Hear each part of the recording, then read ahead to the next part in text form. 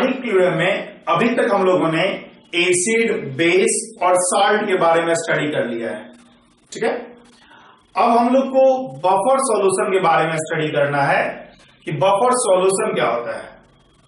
हालांकि buffer solution पढ़ने से पहले हम लोग एक और टर्म पढ़ेंगे, कॉमन आयन इफेक्ट, जो कि बहुत सिंपल चीज है। कॉमन आयन इफेक्ट हम लोग सबसे पहले पढ़ेंगे और उसके बाद बफर सॉल्यूशन पढ़ेंगे।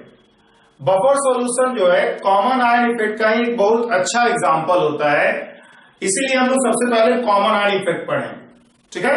Buffer solution common ion effect principle पे वर्क करता है, जिसके कारण से हम लोग पहले कॉमन आयन इफेक्ट पढ़ना होगा। तो सबसे पहले हम लोग पढ़ेंगे common ion effect.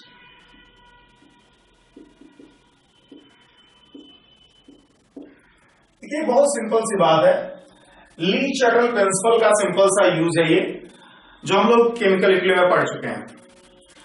Common ion effect यही कहता है कि मान लो आपके पास कोई एक वीक इलेक्ट्रोलाइट है, मान लेते हैं हम HF, और वो टूट रहा है H+ और F-,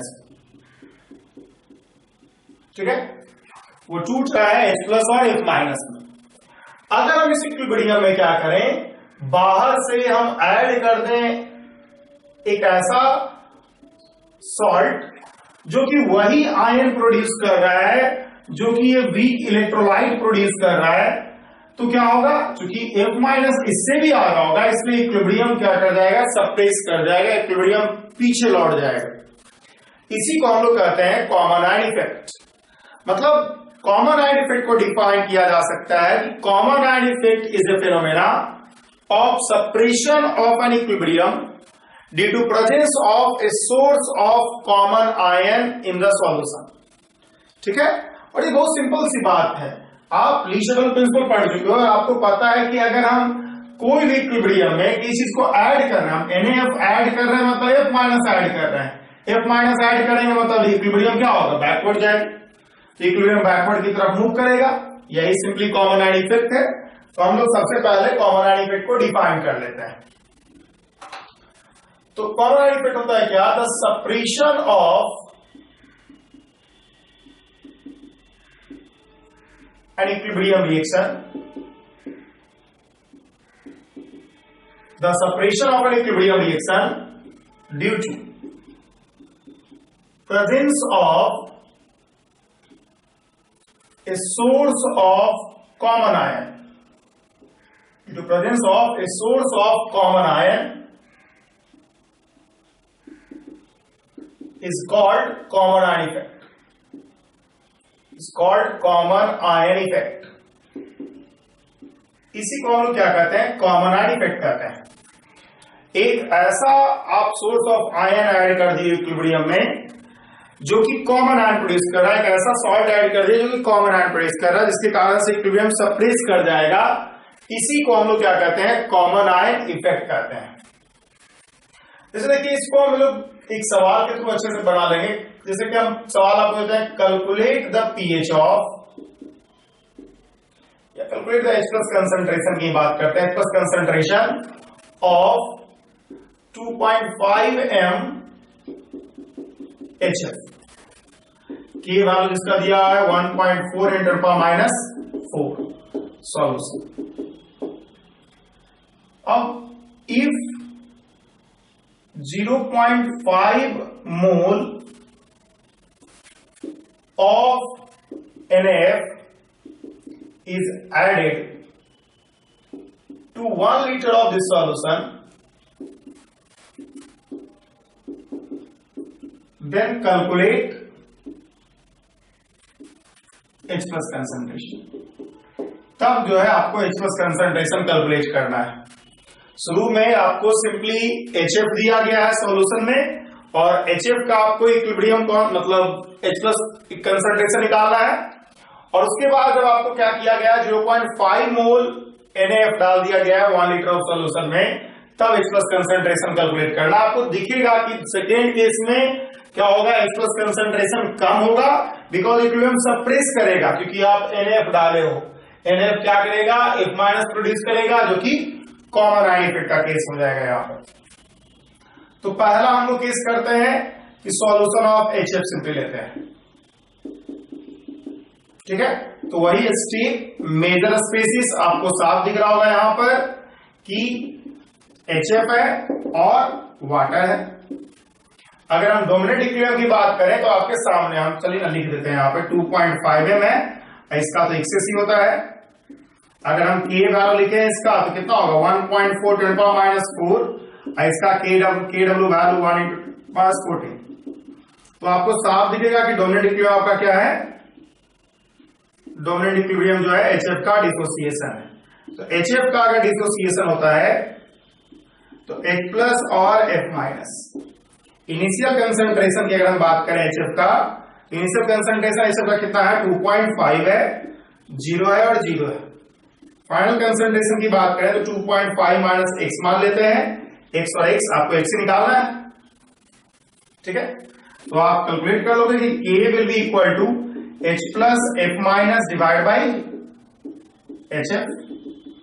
आपके पास K का value 1.4 10 power minus 4 will be equal to x square divide by 2.5 minus x, approximate करते हैं x स्क्वायर डिवाइड बाई 2.5, और x square will be equal to क्या हो जाएगा 2.5 या x इज इक्वल टू लेते हैं 1.4 का under root into 10 to the power minus 2m। This is the value of x, मतलब यही जो है आपका H plus concentration in case 1 है under root 2.5 into 1.4 into 10 power minus 2m। ये आपका H प्लस कंसंट्रेशन हुआ है जब आपने क्या किया है, सॉल्यूशन ऑफ HF लिया है, आपने उसमें कुछ ऐड नहीं किया है।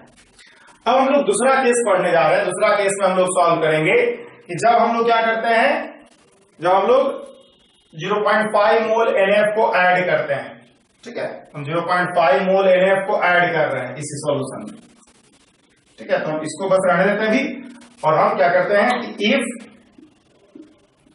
0.5 mole of NF is added, दूसरा केस है ये, इज एडेड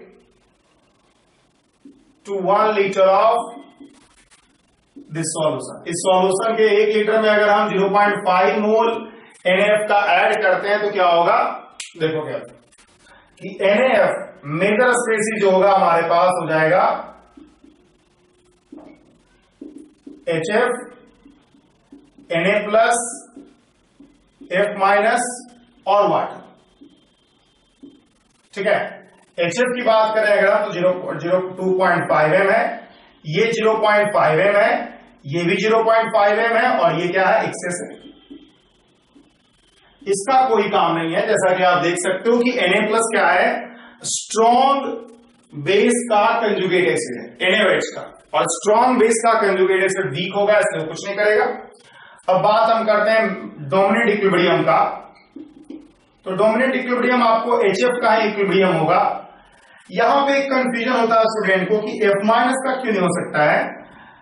तो पहली बात तो यहां पे F माइनस वाले का जो हाइड्रोलिसिस कांस्टेंट होगा वो कम होगा, और दूसरी बात है कि कभी कभी ऐसा होगा कि हाइड्रोलिसिस कांस्टेंट ही ज्यादा होगा। तो अगर हाइड्रोलिसिस कांस्टेंट ज्यादा होगा भी, तब भी आप क्या करोगे, किसी को लेके चलो, इसको लेके चलोगे या इसको लेके चलोगे, आपका आंसर सेम ही आएगा।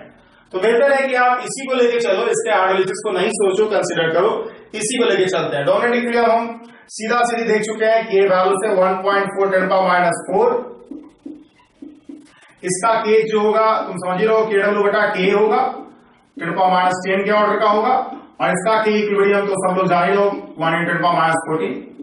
तो यहां तो साफ दिख रहा है कि डोमिनेंट इक्विलिब्रियम ये है, क्योंकि इसका K वैल्यू 10 पावर माइनस 4 है, इसका 10 पावर माइनस 10 है, इसका 10 पावर माइनस 14 है, तो डोमिनेंट तो है ही। लेकिन अगर कभी कभी हो सकता है कि KH का ही वैल्यू ज्यादा आ जाए, तो अगर आप KH को मतलब इसका भी हाइड्रोलिसिस वाले को भी लेके चलोगे तो आपको जो H प्लस कंसंट्रेशन आएगा वो सेम ही आएगा, उसमें अंतर नहीं पड़ेगा। इसलिए आप इस केस में आप क्या करोगे, कॉमन इफेक्ट की तरह सिंपली क्या करोगे, H प्लस का डिसोसिएशन करोगे। इनिशियल कंसंट्रेशन आपके पास क्या है 2.5 m है, 0 है, और ये 0.5 m हो गया है। फाइनल कंसंट्रेशन की अगर हम बात करें तो 2.5 माइनस y 0.5 प्लस y। अब K की बात करें अगर हम, तो आ गया आपके पास H plus F minus divide by HF। तो H प्लस आपके पास हो गया y 0.5 plus y divide by 2.5 minus y। अब इससे के का वैल्यू अगर हम लिस्ट करेंगे तो क्या होगा आपके पास, के का वैल्यू है 1.4 × 10⁻⁴ and that will equal to y 0.5 divide by 2.5 कटेगा 5 से, y will be simply equal to that will be y will be simply equal to क्या हो जाएगा 7.0 × 10⁻⁴ मतलब H प्लस कंसंट्रेशन यहां पे 2 में कितना आ गया 7.0 × 10⁻⁴। आप देख सकते हो कि कंसंट्रेशन कहां पर ज्यादा है, आपको साफ दिख रहा होगा कि H प्लस कंसंट्रेशन इन 1 जो है ज्यादा है H प्लस कंसंट्रेशन इन 2 से। इसका साफ मतलब है कि जो हमने NaF ऐड किया है, जो हमने NaF ऐड किया है 1 लीटर ऑफ दिस सॉल्यूशन में, वो क्या किया है, इक्विलिब्रियम ऑफ HF को सप्रेस किया है। ठीक है, so NaF added to above solution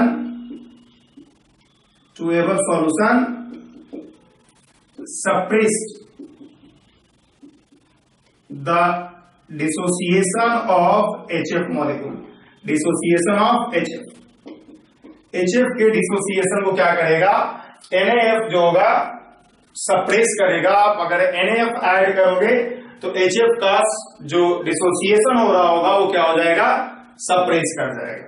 ठीक है, यही जो है कॉमन आयन इफेक्ट का केस हुआ। आप इस एग्जांपल से समझ भी गए होंगे कि कॉमन आयन इफेक्ट किस तरह से वर्क करता है। ये लीच शेडोल प्रिंसिपल का सिंपल यूज है और सिंपल सी बात यही है कि अगर हम कोई चीज ऐड करेंगे तो इक्विलिब्रियम उस चीज को कंज्यूम करने का प्रयास करेगा, मतलब बैकवर्ड डायरेक्शन में जाएगा अगर हम कॉमन आयन ऐड करते हैं तो।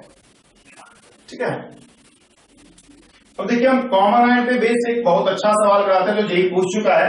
ऑब्जेक्टिव सवाल पूछा गया था और बहुत लोगों को दिक्कत किया था बिकॉज लैंग्वेज थोड़ा टेढ़ा था।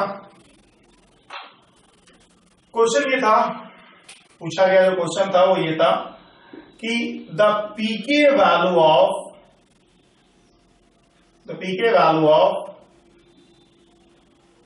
एसिटाइल सैलिसाइक्लिक एसिड जो कि आप जानते होंगे कि एस्पिरिन यही होता है, इस 3.5 ये दिया गया था। अब उसके बाद दिया गया था pH of gastric juice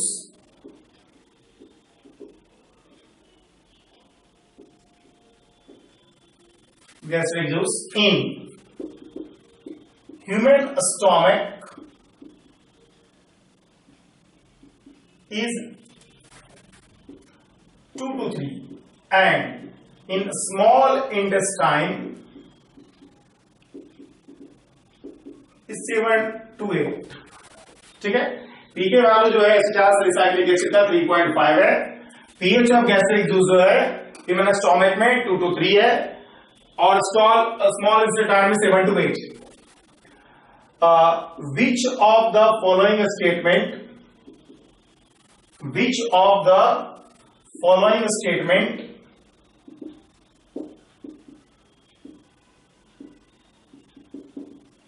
is correct?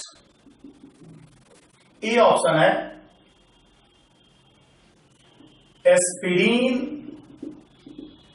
will be completely ionized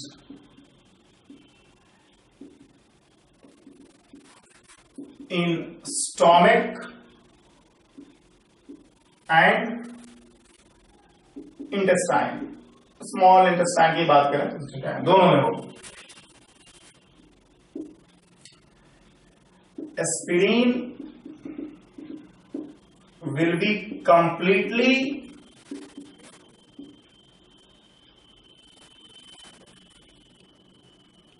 ionized in spin will be ionized more in stomach than in intestine.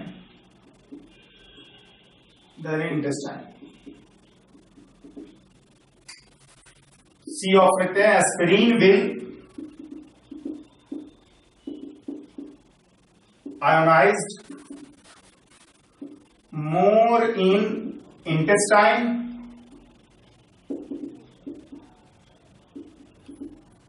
Then in stomach. Stomach की बजाय क्या होगा, इंटेस्टाइन में क्या होगा, ज्यादा अनाइज्ड। और डी ऑप्शन है कि aspirin will be unionised in both stomach and intestine. ये चार ऑप्शन दिया गया और आपसे पूछा जा रहा है कि कौन सा इसमें स्टेटमेंट जो है सही है। ठीक है, ये चार स्टेटमेंट में से आपसे पूछा ही जा रहा है कौन सा स्टेटमेंट सही है। देखिए आपको दिया हुआ है पीके ऑफ एस्पिरिन 3.5। इससे साफ पता चलता है कि के वैल्यू जो होगा 10⁻³ और इसका मतलब ये वीक एसिड है, वीक एसिड है। अब देखो इन ह्यूमन स्टोमिक, देखिए ये चीजें अलग बात है कि क्या दिया गया था। सवाल हो सकता है कि ह्यूमन स्टोमिक में 7 to 8 दिया हुआ हो, इंटेस्टाइन में 2 to 3 दिया हो, जो भी दिया गया था डेटा इंपॉर्टेंट नहीं है, अप्रोच इंपॉर्टेंट है। बार बार हम जो हम क्वेश्चन खुद से लिखते हैं उसमें डेटा हो सकता है आगे पीछे लिख दिया गया हो, तो जैसा डेटा होगा उसमें साथ से आंसर आएगा। ये आप मत गौर कीजिएगा कि भाई उसमें दिया था वहां पे ऐसे यहां पे ऐसे। अल्टीमेटली सवाल का जो अप्रोच है वो सीखना इंपॉर्टेंट है, ना कि सवाल को रटना इंपॉर्टेंट है। ठीक है, तो ह्यूमन स्टोमिक में आपको दिया हुआ है पीएच वैल्यू जो है 2 to 3 है, मतलब H+ कंसंट्रेशन 10⁻² to 10⁻3, मतलब ये हाई। ठीक है, और इन स्मॉल इंटेस्टाइन पीएच दिया हुआ है 7 to 8। इसका मतलब H+ कंसंट्रेशन जो होगा यहां पे क्या होगा 10⁻7 to 10⁻8, मतलब ये लो है। तो आपको दिख रहा होगा कि एक जगह कंसंट्रेशन हाई है, एक जगह कंसंट्रेशन लो है। अब अगर एक एस्पिरिन एक एसिड है, एस्पिरिन एक एसिड है, तो वो टूटेगा तो देगा H+ और A-। एस्पिरिन को अगर हम HA से रिपेयर कर दें, HA से रिपेयर करेगा एस्पिरिन को, तो इस तरह से टूटेगा। अब गौर कीजिए कि अगर आप पहले से ही H+ इसमें ऐड किए हुए हो, पहले से ही अगर H+ इसमें ऐड किए हो तो इक्विलिब्रियम क्या होगा, सप्रेस कर जाएगा। अगर आप पहले से ही H+ ऐड किए हो तो इक्विलिब्रियम सप्रेस कर जाएगा, जो कि आपको दिख रहा होगा कि कहां पे H+ ज्यादा है। H+ जो है स्मॉल मतलब ह्यूमन स्टोमिक में ज्यादा है।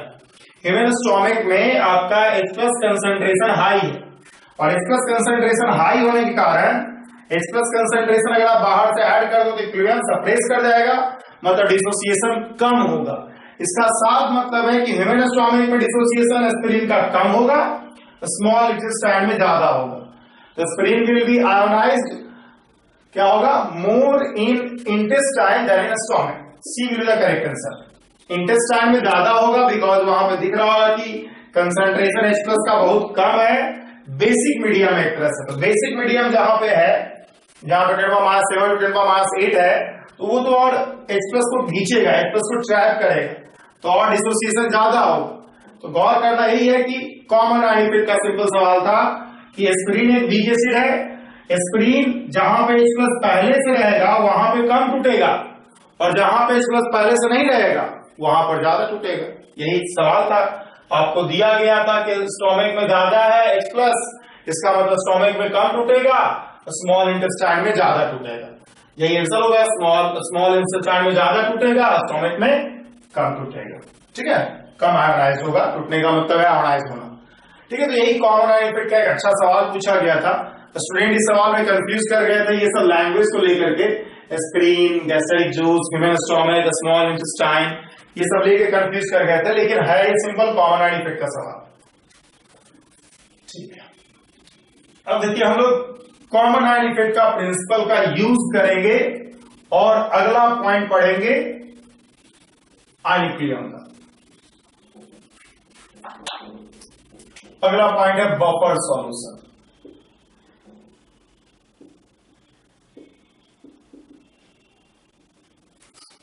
कॉमन आइडेंटिटी का बहुत अच्छा एप्लीकेशन बफर सॉल्यूशन में होता है।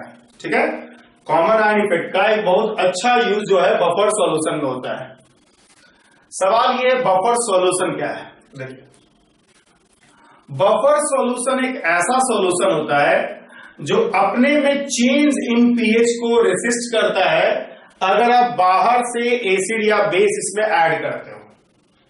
अगर आप बाहर से इसमें एसिड या बेस ऐड करोगे तो बफर सॉल्यूशन अपने में चेंज इन पीएच को रेसिस्ट करेगा। अगर आप नॉर्मल वाटर में एसिड डालते हो, अगर हम नॉर्मल वाटर में या एसिड या बेस डाल दें तो उसका पीएच बहुत ज्यादा से चेंज होगा। नॉर्मल सॉल्यूशन में अगर हम एसिड या बेस डाल दें तो उसका पीएच बहुत से चेंज होगा, अच्छा खासा चेंज होगा। लेकिन जब हम बफर सॉल्यूशन में यही चीज ऐड करेंगे, सेम अमाउंट ऑफ एसिड या बेस ऐड करेंगे, तो पीएच चेंज नेग्लिजिबल होता है, बहुत कम होता है। तो हम लोग बफर सॉल्यूशन को डिफाइन ही इस तरह से करते हैं कि ऐसा सॉल्यूशन जो अपने में चेंज इन पीएच को रेसिस्ट करता है व्हेन एसिड और base is added to that solution. ठीक है, देखिए हम बफर सॉल्यूशन का डेफिनेशन यही है कि a solution which resist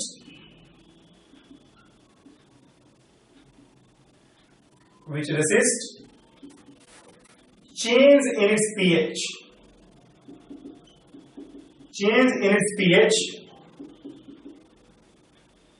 when acid or base is added to the solution is called buffer solution। Buffer solution का एक बहुत सिंपल एग्जांपल जो है ब्लड है। ब्लड जो होता है बफर सॉल्यूशन होता है। ब्लड में अगर हम एसिड या बेस ऐड करेंगे तो ब्लड का पीएच बहुत ज्यादा से चेंज नहीं करेगा। अब देखिए बफर सॉल्यूशन कैसे वर्क करता है, क्या तरीका है इसके वर्क करने का, क्यों चेंज इन पीएच नहीं होता है, इसको समझने के लिए हम लोग क्या करेंगे, सबसे पहले एक प्रॉब्लम को अप्रोच करते हैं। एक प्रॉब्लम हम बनाएंगे और उस प्रॉब्लम से आपको पता चल जाएगा कि बफर सॉल्यूशन कैसे वर्क करता है। ठीक है, एक प्रॉब्लम से हम पहले शुरुआत करते हैं और उसी से आपको पता चल जाएगा। क्वेश्चन हम लिख दे रहे हैं आपको, find the pH of solution containing 1m CH3COH जिसका K दिया 1.8 एंड 1m, हम जानबूझ के डेटा सिंपल रख रहे हैं, CH3COOH। ठीक है, इसका हम पीएच निकालने के लिए बोल रहे हैं। If 0.2 mole of NaOH is added to this solution,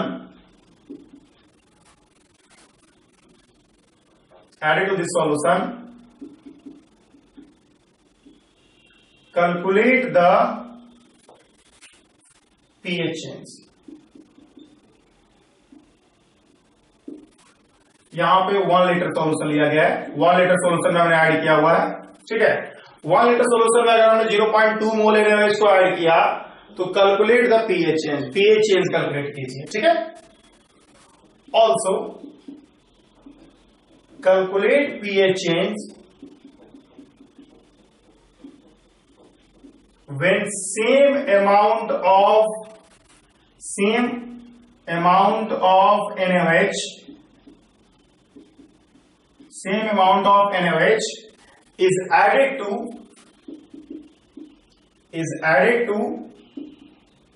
कितना 1 लीटर ऑफ वाटर।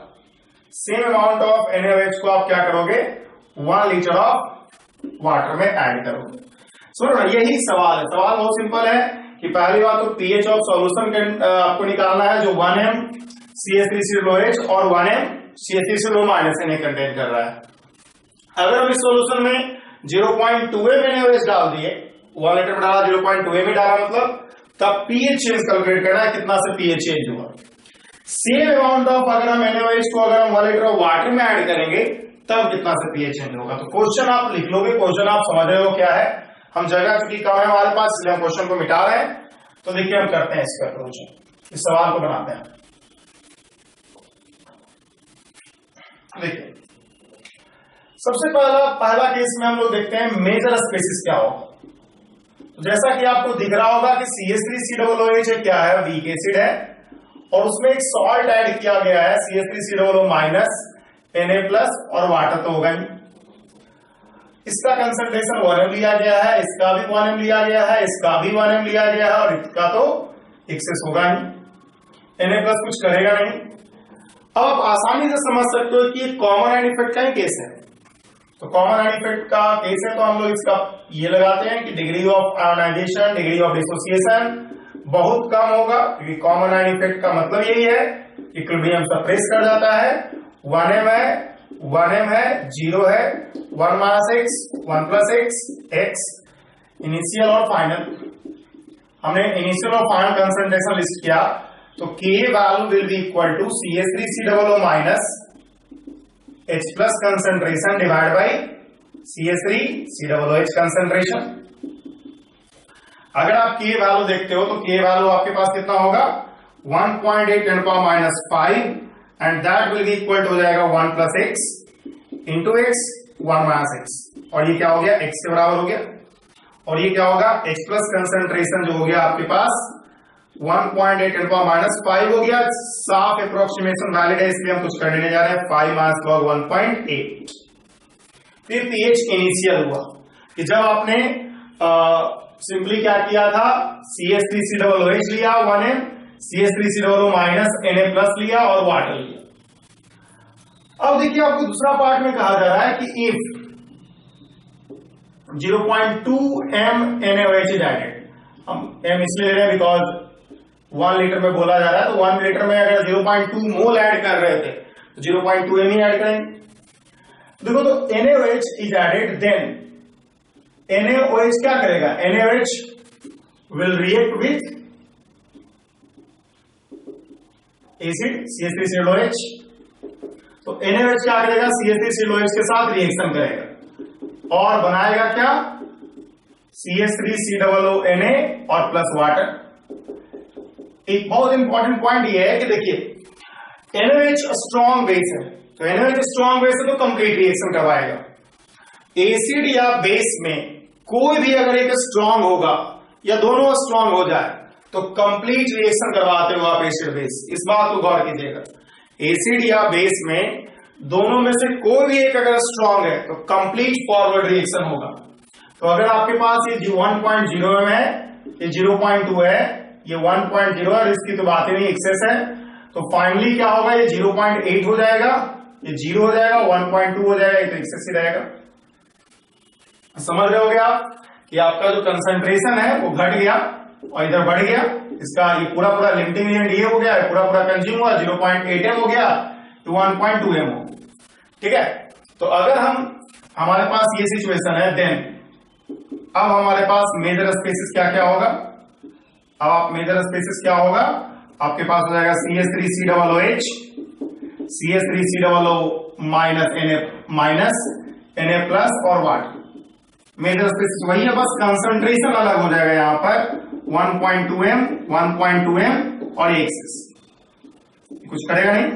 अब फिर हम डिसोसिएशन सोचते हैं इसका, डोमिनेंट इक्विलिब्रियम की बात कर रहे हैं हम लोग, तो CH3COO माइनस और H+, ये 0.8 है, 1.2 है, 0 है, 0.8 minus y 1.2 plus y K value will be equal हो जाएगा 1.2 plus y divide by 0.8 minus y and that will be equal to 1.2 divide by 0.8y, आप देखोगे आएगा 3/2y, ठीक है। तो K वैल्यू आ गया आपके पास 3/2y, और y जहां पे H+ कंसंट्रेशन, तो अगर हम यहां पे H+ कंसंट्रेशन y निकाले तो हो जाएगा 2/3 इंटू 1.8 इंटू 10⁻⁻, कितना 5, अगर आप कैलकुलेशन करोगे तो होगा 1.2 into 10⁻5 and that will the value of H+ ion इन 2। अब इसमें pH2 आप देखोगे कितना आएगा, 5 - log 1.8। तो डेल्टा pH इस सॉल्यूशन में अगर आप देखोगे, डेल्टा pH सॉल्यूशन में देखोगे तो आपको आ जाएगा pH1 माइनस pH2, या जो भी करो, pH2 माइनस pH1 जो भी करो, तो आपके पास log 1.8 by 1.2 log 3/2, ठीक है, log 1.5 जो बहुत कम होगा, log 1 का वैल्यू 0 होता है तो 1.5 का वैल्यू भी बहुत कम होगा। ठीक है, ये दिख गया। यहां पर pH2 1.2 होगा, सॉरी pH1 हो गया इतना, 5 मास log 1.8 था हमारे पास, दोनों को सब्सट्रैक्ट कर दिया तो log 3/2 आ गया। अब in water pH of pure water अगर हम बात करें तो कितना है आपका 7 है। when 0.2 NaOH is added, तो आप देख सकते हो कि आपका pH बढ़ रहा होगा, तो आपके पास OH mass concentration strong base का कितना हो गया 0.2, इससे आपको pOH आ जाएगा कितना 2 × 10⁻⁻1 मतलब 1 मास log 2, तो pH will be simply equal to 14 minus pOH and that will be equal to 13 plus log 2। तो delta pH in pure water में अगर हम डेल्टा pH की बात करें तो आपके पास आ जाएगा 13 प्लस log 2 माइनस 7, तो 6 प्लस log 2। तो this will the delta pH in pure water. Pure water में जो आपका डेल्टा pH होगा, चेंज इन pH होगा, वो क्या होगा 6 प्लस log 2 के बराबर होगा। तो यहां पे आप देखिए, गौर कीजिएगा कि delta pH in pure water same amount of base हमने ऐड किया, बहुत ज्यादा है डेल्टा pH इन सॉल्यूशन 1। जो सॉल्यूशन हमने 1 लिखा था, सॉल्यूशन 1 हमने जो लिया था उससे बहुत ज्यादा है delta pH in pure water. इससे साफ पता चलेगा ये कि जो सॉल्यूशन 1 है वो एक बफर सॉल्यूशन की तरह बिहेव कर रहा है। जो हमने सॉल्यूशन 1 लिया है वो एक बफर सॉल्यूशन की तरह बिहेव कर रहा है, बिकॉज उसमें pH चेंज बहुत कम है। pH चेंज डिफिनेशन ही होता है बफर सॉल्यूशन का कि ऐसा सॉल्यूशन जो अपने में चेंज इन pH को रेसिस्ट करे, जो अपने में चेंज इन pH को कम से कम होने दे, उसी को हम लोग क्या कहते हैं बफर सॉल्यूशन कहते हैं। अब आप इस पूरे सॉल्यूशन को ऑब्जर्व कीजिए, हमने आपको इसलिए इस प्रॉब्लम को पहले ही करा दिया, बफर का थ्योरी देने से पहले ही करा दिया, बिकॉज इससे आपको इस प्रॉब्लम से आपको पता चलेगा कि बफर वर्क कैसे करता है। देखिए, आपने वाटर में NaOH डाला, तो NaOH के साथ रिएक्शन करने के लिए कोई प्रेजेंट नहीं था। NaOH डाला, NaOH के कारण OH माइनस आएगा, उसके कारण से pOH आएगा, उसके कारण से pH आ जाएगा। लेकिन जब हमने सॉल्यूशन 1 में जहां पे हमारे पास CH3COOH कहने एक वीक एसिड और CH3COONA मतलब एक बेसिक सॉल्ट, वीक एसिड और बेसिक सॉल्ट मतलब बेसिक सॉल्ट दिया गया था। एसिडिक कंपोनेंट था वीक एसिड और बेसिक कंपोनेंट था बेसिक सॉल्ट। तो हमारे पास सॉल्यूशन 1 में एसिडिक कंपोनेंट था और बेसिक कंपोनेंट था। जब हमने बेस ऐड किया, NaOH ऐड किया, देखिए NaOH is added, then NaOH will react with CH3COOH। Base जब आप ऐड करोगे तो एसिड के साथ रिएक्शन कर लिया, तो एसिड क्या किया, जो एडेड बेस है उसको कंज्यूम कर लिया है। जो आपने एसिड ऐड किया है, मतलब सॉरी जो बेस ऐड किया है उसको जो एसिड है प्रेजेंट बफर में उसको कंज्यूम कर लिया, इसलिए जो आपने ऐड किया उसका अपीयरेंस कम हो रहा है। सिमिलरली अगर हम एसिड ऐड करते तो आपके पास जो बेसिक कंपोनेंट था, बेसिक सॉल्ट CH3COONA, वो क्या करता है एसिड के साथ रिएक्शन कर जाता, उसको कंज्यूम कर लेता और pH चेंज कम होने देता।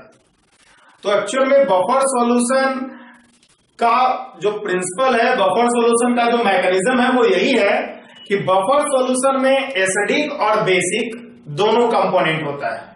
तो अगर आप एसिड ऐड करते हो तो बेसिक कंपोनेंट रिएक्शन कर जाएगा, अगर आप बेस ऐड करते हो तो एसिडिक कंपोनेंट रिएक्शन कर जाएगा, और इस तरह से जो आपका जो pH चेंज होगा वो कम होगा, क्योंकि जो आपने ऐड किया है एसिड या बेस उसको बफर सॉल्यूशन क्या किया है, कंज्यूम कर लिया है।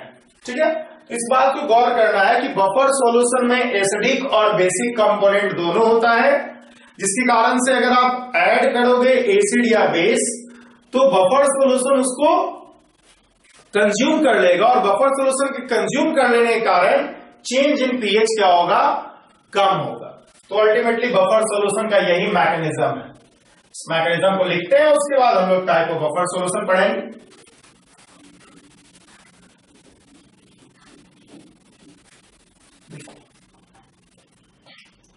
मतलब buffer solution has both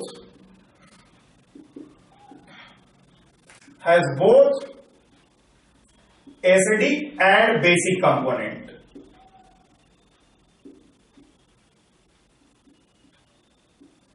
buffer solution has both acidic and basic component. ठीक है, एसिडिक कंपोनेंट और बेसिक कंपोनेंट दोनों है। So when acid or base is added,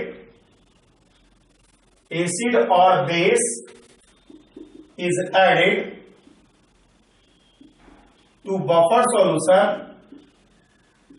acid or base is added to buffer solution, it consumes added acid or base, it's consume added acid or base। ठीक है, point simple है कि acid is added, अगर हम acid को add करते हैं, acid is added, base will consume it,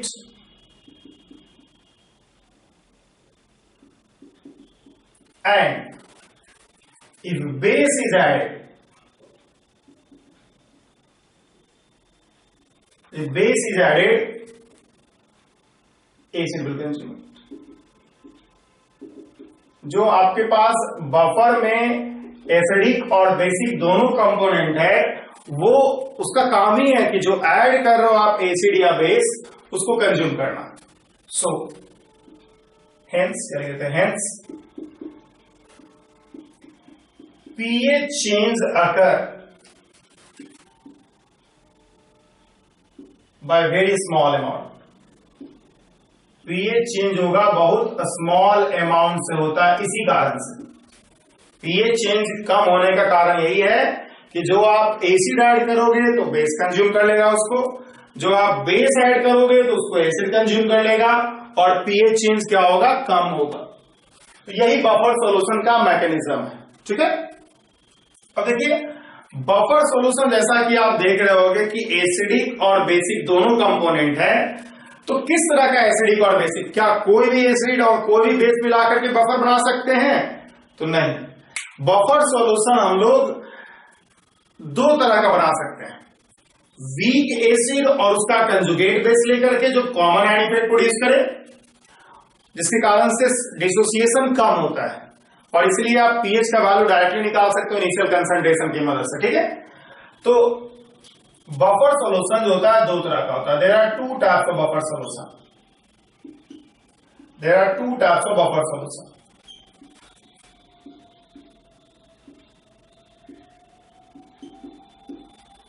पहला होता है एसिडिक बफर।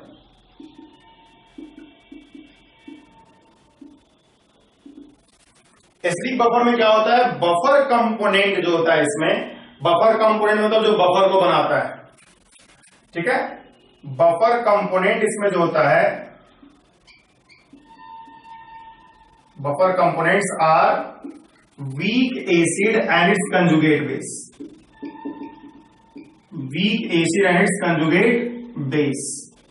वीक एसिड और कंजुगेट बेस को मिलाकर के क्या होता है, एसिडिक बफर बनता है। फॉर एग्जांपल में आप CH3COOH ले लो और इसका conjugate base CH3COO minus, salt के लिए हम लोग, चूंकि देखो माइनस हम एक्चुअल में काम इसी का है, Na प्लस का कोई काम नहीं, Na प्लस की जगह आप K plus low, Ba plus low, Ba2 plus low, Rb plus low, कोई भी लो, उससे कोई फर्क नहीं पड़ता है, बस वीक एसिड और उसका conjugate base HF and KF, SCN and NaCN।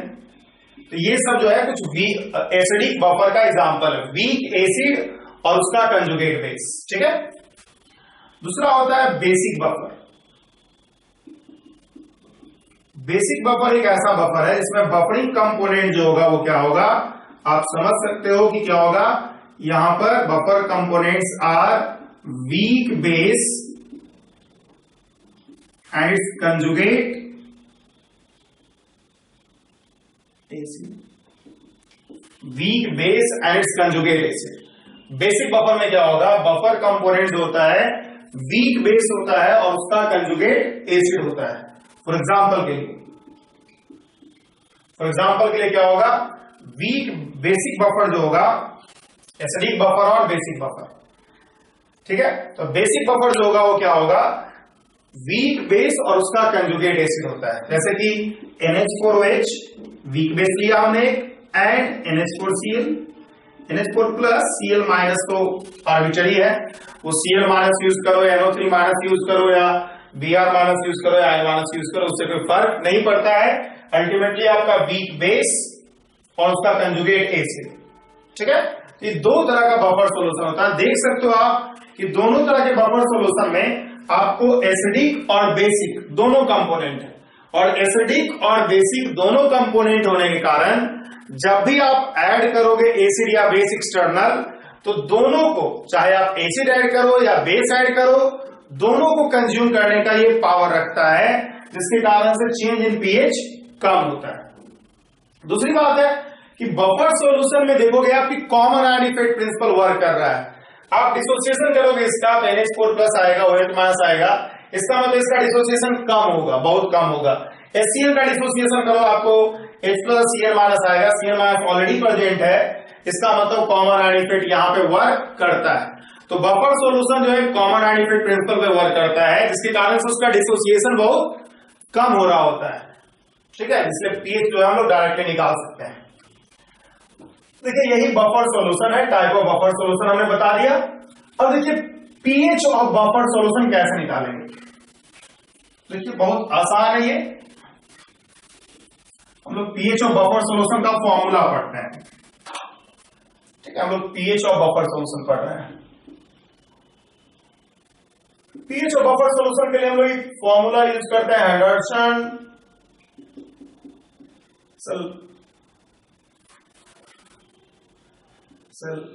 BALCH Balch equation, Henderson Balch equation use करते हैं हम लोग। अब देखिए बहुत सारी किताबों में ये अलग अलग फॉर्मूला दिया जाता है, एसिडिक बफर के लिए अलग, बेसिक बफर के लिए अलग, लेकिन हम आपको बताएंगे कि तरीका यही है कि आप एक ही फॉर्मूला याद रखो, एक ही फॉर्मूला से दोनों में आ जाएगा सही आंसर। ऐसा नहीं है कि आपको एसिडिक बफर के लिए अलग, बेसिक बफर के लिए अलग याद रखने का जरूरत है। तो हम लोग बारी बारी से करते हैं, एसिडिक बफर के लिए भी करेंगे और बेसिक बफर के लिए भी करेंगे। एसिडिक बफर या जो भी है, आप मेजर स्पेसिस लिख लिया करो, आपके पास HA होगा, A माइनस होगा और वाटर होगा, और मतलब एक और भी मतलब कैटायन होगा, इसका कोई काम नहीं। तो मेजर स्पेसिस आप जो रिएक्शन हो रहा है बफर में, ऐड कर रहे हो आप एसिड और बेस, उसको ऐड करने के बाद जो रिएक्शन हो रहा है कंजम्पशन के बाद, उन सब का जो मेजर स्पेस है उसको लिस्ट कर लिया करो। और मेजर स्पेसेस जब आपने लिख लिया तो HA का डिसोसिएशन अगर आप करोगे तो आपको बनेगा H प्लस और A माइनस। तो अगर हम इसका K वैल्यू लिखना चाहें तो आपके पास होगा H plus A minus divide by HA। तो आपका H प्लस यहां से आ जाएगा क्या, H plus will be equal to हो जाएगा K into HA divide by A minus. H plus हो गया यहां पर K into HA divide by A minus. तो इसमें देखोगे अगर आप पीएच लिखोगे तो आपको पता है minus log of H plus, तो अगर आप यहां से लिखते हो माइनस लॉग ऑफ K और minus log of HA divide by A minus, तो आपके पास हो जाएगा क्या, pK और plus log A minus divided by HA। This is the value of pH, this is the value of pH, ठीक है, this is the value of pH for acidic buffer. देख रहे हो pH will be equal to pK plus log A minus divide by HA। इसको हम equation 1 मान लेते हैं। हम सिमिलरली बेसिक बफर के लिए भी करते हैं। बहुत लोग अलग अलग फॉर्मूला याद रखते हैं, लेकिन हम बताएंगे कि ज्यादा ऐसा कुछ नीड नहीं है, अलग अलग फॉर्मूला याद रखिए। मेजर स्पेसिस यहां पे अगर आप लिखोगे तो आपके पास आएगा, मान लो एक बेस है BOH वीक, इसका कंजुगेट एसिड है B प्लस और वाटर। तो BOH का अगर आप डिसोसिएशन करते हो तो BOH का अगर आप डिसोसिएशन करोगे तो बनेगा B प्लस और OH माइनस। जैसा कि आप देख सकते हो कि Kb, इसका चूंकि इक्विलिब्रियम कांस्टेंट Kb होगा, तो B plus OH minus divide by BOH। तो इससे आपको निकल जाएगा कि OH minus will be equal to KB into BOH concentration divide by B plus concentration. ठीक है, OH mass concentration will be simply equal to KB into BOH divide by B plus concentration. और अगर आप OH mass concentration निकाल चुके हो तो KH plus will be equal to KW बटा OH माइनस। तो आप क्या करोगे, KW divide by KB into BOH divide by B plus. अब जैसा कि दिख रहा होगा आपको कि KW divide by KB into B plus divide by BOH, और KW डिवाइड बाई KB को आप लिख सकते हो K कंजुगेट एसिड का K ऑफ B प्लस, अगर आप चाहो तो हम लिख देते हैं K of B plus B plus into OH minus BOH OH मास में। अब जब pH आप लिखोगे तो आएगा minus log of H plus concentration. तो अगर आपको आएगा तो माइनस लॉग K, ऑब्वियस सी बात है B प्लस का K है, और minus log of B plus divide by BOH। तो अगर आप देखोगे तो आएगा PK, B प्लस का PK, हम लिखते चले जा रहे हैं जानबूझ के ताकि आपको कंफ्यूजन होगी K किसका आ गया, B प्लस नीचे आ जाएगा, ऊपर चला जाएगा 2। अगर हम 1 और 2 को रिलेट करें, 1 और 2 को रिलेट करें, 1 और 2 को देखें, जज करें, तो 1 और 2 इंप्लाई दैट आपको ये साफ दिखेगा कि 1 एंड 2 से फॉर एनी बफर सॉल्यूशन, किसी भी बफर सॉल्यूशन के लिए आप pH का वैल्यू हमेशा इस फॉर्मूला को यूज कर सकते हो, pH will be equal to PK plus log, दोनों देखिए pH equal to PK, PK आया, ये अलग बात है ये एसिड का है, ये कंजुगेट एसिड का है, जिसका भी हो एसिड का है, बस कंजुगेट एसिड एक जगह एसिड है। ऊपर देखिए A माइनस क्या है, कंजुगेट बेस, ये क्या है बेस, तो ऊपर में आपको दिख रहा होगा बेसिक कंपोनेंट, बेसिक कंपोनेंट आप बेस कहो या कंजुगेट बेस कहो, नीचे में देख रहा होगे आप एसिड कंजुगेट एसिड, तो एसिडिक कंपोनेंट। तो this is the formula valid for all type of buffer solution, वो चाहे एसिडिक बफर हो या बेसिक बफर हो, दोनों बफर के लिए हम लोग इस फॉर्मूला को अप्लाई कर सकते हैं कि pH will be equal to PK plus log basic component divide by acidic component. ठीक है, तो आपको दिख रहा होगा ये, मुझे लगता है कि नहीं दिख रहा होगा, आपको दिख रहा होगा कि pH will be equal to क्या होगा, simply pH will simply equal to क्या होगा, PK plus log basic component divide by acidic component. यही जो है pH ऑफ बफर सॉल्यूशन निकालने का तरीका है। ध्यान यही रखना है इस फॉर्मूला को लगाते वक्त कि हम लोग कंसंट्रेशन ऑफ एसिड और बेस एडेड एसिड और बेस के रिएक्शन के बाद लेते हैं।